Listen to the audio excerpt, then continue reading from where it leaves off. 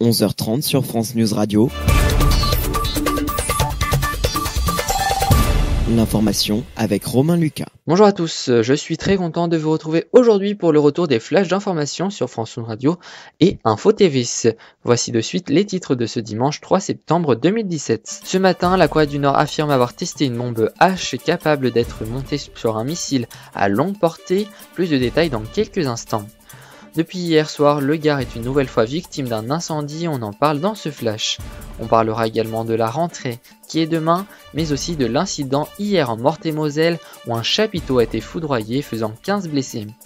De plus, Yoann Ménès, notre spécialiste sport, nous donnera toutes les précisions sur la victoire des Bleus jeudi à l'un des matchs de qualification pour la Coupe du Monde. Et enfin, nous terminerons avec le chiffre du jour et un bref point météo. La Corée du Nord affirme ce matin avoir testé avec succès une bombe H capable d'être montée sur un missile à longue portée. Un peu plus tôt, le gouvernement japonais a accusé Pyongyang d'avoir mené un 6e essai nucléaire après que des agents géologiques ont enregistré une explosion de magnitude 6,3 près du principal site de test atomique nord-coréen, une information confirmée par la Corée du Sud qui a elle aussi enregistré ces vibrations anormales. Du côté des réactions, le Premier ministre japonais a déclaré, je cite, « C'est absolument inacceptable ». Le président sud-coréen a de son côté demandé la punition la plus forte contre la Corée du Nord. Dans l'actualité française, dans la soirée, un incendie s'est déclaré dans le Gard, à Hyères et à la Londe les Maurès. Pour l'instant, le feu est contenu par les pompiers mais pas éteint. De plus, le préfet du Gard annonce qu'environ 450 hectares ont été brûlés cette nuit.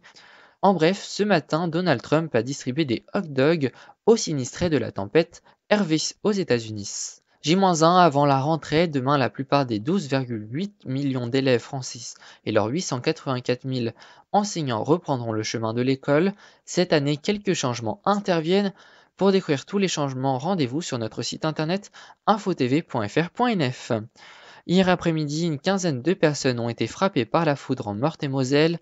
Pendant une fête locale, selon nos informations, la foudre est tombée vers 16h sur un petit chapiteau. Pendant le festival Le Vieux Canal, la préfecture a fait état de 2 blessés graves et de 12 blessés légers.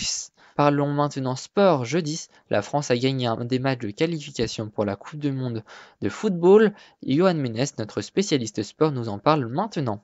C'était le match tant attendu ce jeudi soir. La France affrontait les Pays-Bas après une défaite injuste en avril face à la Suède 2-1. La France qui, avec l'équipe type, a réussi à faire chavirer les Hollandais. Score final 4-0.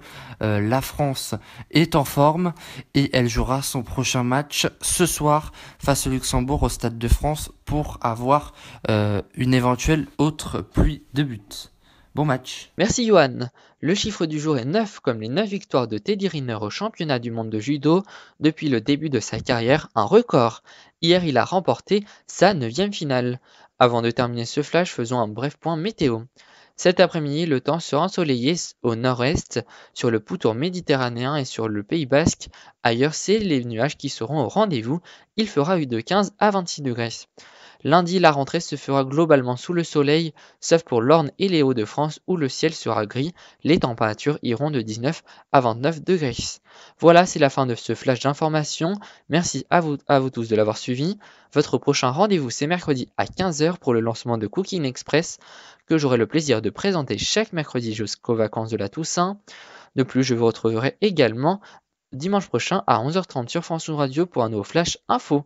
Passez une excellente journée et à mercredi.